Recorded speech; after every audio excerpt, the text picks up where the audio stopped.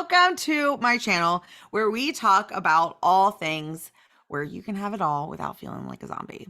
Today, I want to talk about all the shoulds. We all know what we should be doing, or at least we think we know what we should be doing to get what we want out of life. But more often than not, most people struggle to show up as the person who does those things. Maybe you've tried to follow that new diet. Maybe you've tried to start a meditation at lunch or establish a workout routine. You try to be more gentle with your kids, less reactive with a coworker. But without fail, you fall short and you start to beat yourself up and then give up, saying all of those horrible things that we would never say to our friends and the people that we love, which is like, you suck. What is wrong with you? You're never going to achieve anything. Like, why even bother? Have you been there?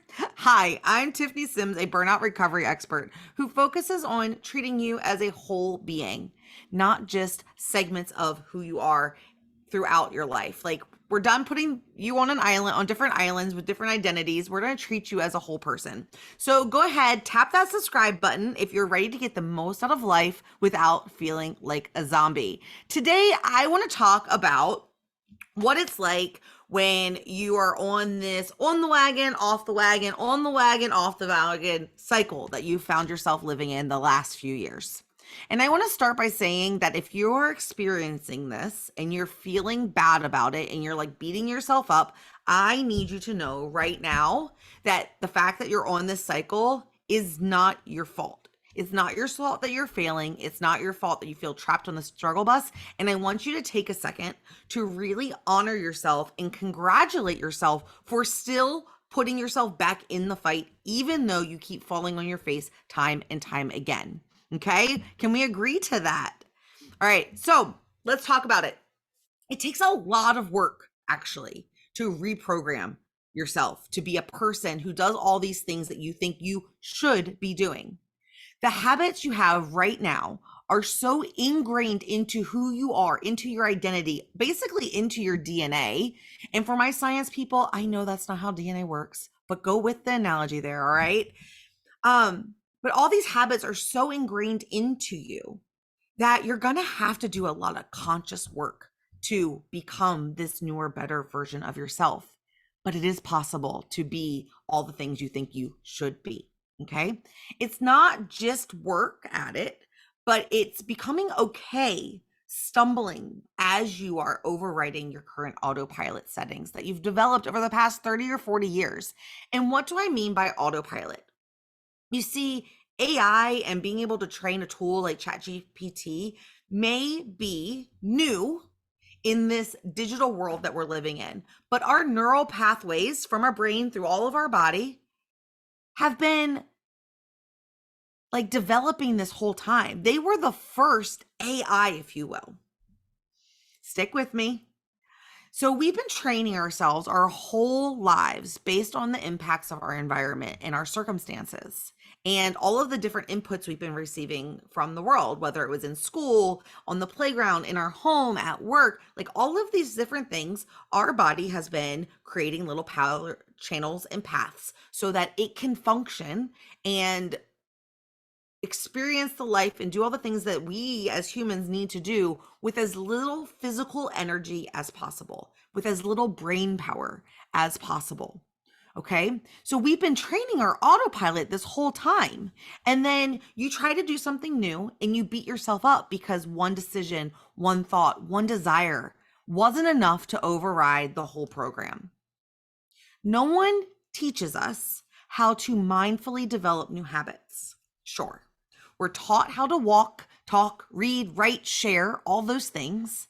But when it comes to developing a new habit or changing an old habit to align with the new person we want to become, many gurus preach discipline and commitment in the sense of this militant compliance. You want that result. Here's the plan, follow it to a T, and then you will get results. But as soon as you fall off that plan, you're not getting results and you're beating yourself up. Sound familiar? So what if I told you that militant compliance was not the answer? Was there like this sigh of relief right there? I sure hope so. Because militant compliance requires your brain to consciously be active at all times. And then when hits the fan, because life is unpredictable and that's how it works, nothing is ever smooth sailing for very long. You get overwhelmed and you go right back into the old habits that you had that were presenting yourself in a way that didn't feel good to you. You didn't want to be that person anymore with those habits. Following? Why does that happen? Because militant compliance does not reprogram your autopilot, the one that you've been developing those last 30, 40 years. You're just forcing yourself to do what you're told. So the core of who you are hasn't changed or evolved yet, which is why new habits are so tricky at first. So when I say I like discipline and commitment are not the recipe to success, I mean discipline and commitment in that militant compliance. That's not the recipe for long-term success. But if you become committed to being the best version of yourself, be disciplined in that. Allow yourself grace to learn from your mistakes and make adjustments to your approach instead of just beating yourself up for failing. The way I see it is that we are all either learning or winning. You cannot fail if you don't quit. And so what if just because a lug nut fell off the wagon, instead of just disassembling the whole wagon and setting up Camp Oregon Trail style, what if you just fixed the lug nut and kept going, right? And so the next time you want to go on a diet, I want you to focus on how you want to feel when you eat. What foods give you sustainable energy? What meals made you sleepy? Notice when you have brain fog and digestive issues. Then use that data to make adjustments for you. Become your own AI tool. Start evolving and training yourself to the outcomes that you actually want. Let's say you want to grow a juicy booty, but you've been a couch potato for the last 2 years. No worries, no reason to throw shade at yourself. It is what it is. We're not going back 2 years in time and rewriting that story, but we get to rewrite from right now on. What if instead of jumping headfirst into this like really intense boot camp, what if you started by setting a goal to move your body in a way that feels good for 30 minutes, 3 times a week? Find joy in moving your body while you learn to establish a new routine. Then, once you're comfortable in that, you can then dive into a structured 90-day program that was designed to strengthen your glutes. Why does this work? It allows you to have a routine to fall back into when you want to take your foot off the gas instead of just quitting on your health because maybe you no longer care about a bubblicious booty anymore.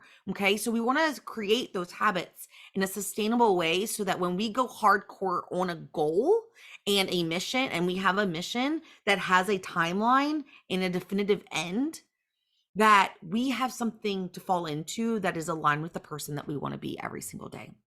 So this tactic works for home and work stuff too, not just your eating habits or your movement habits. Okay, so how do we do that? I want you to right now, get your notebook out, grab your pen, and I want you to identify the thing you want to change. What is it that you want to do differently? What is it that you don't like right now and that you're striving and trying to change? Write that down.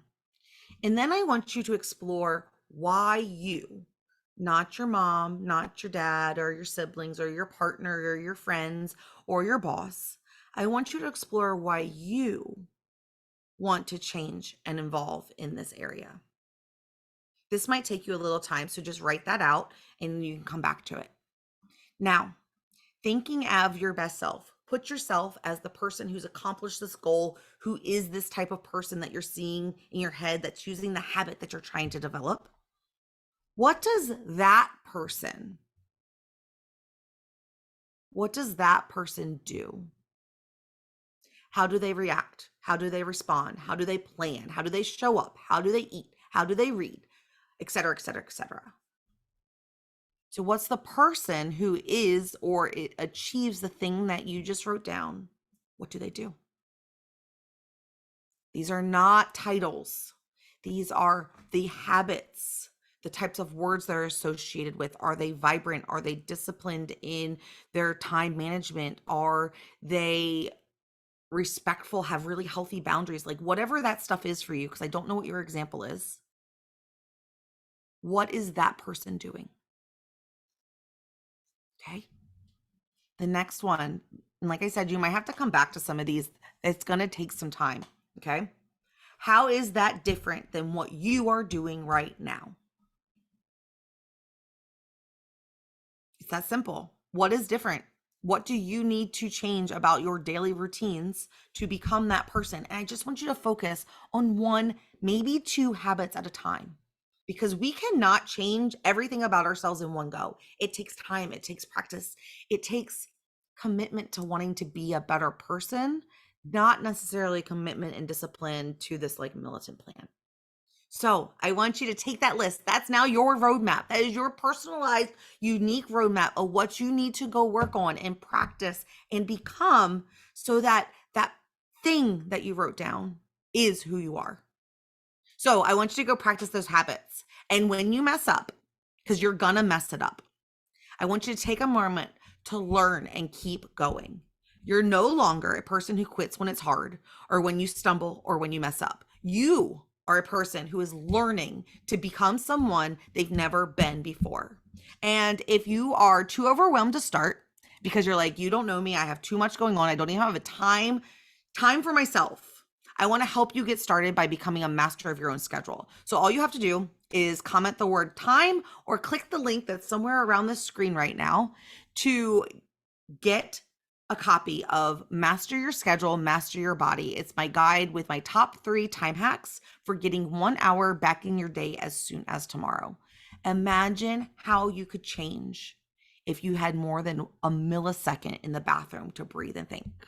Anyway, see you next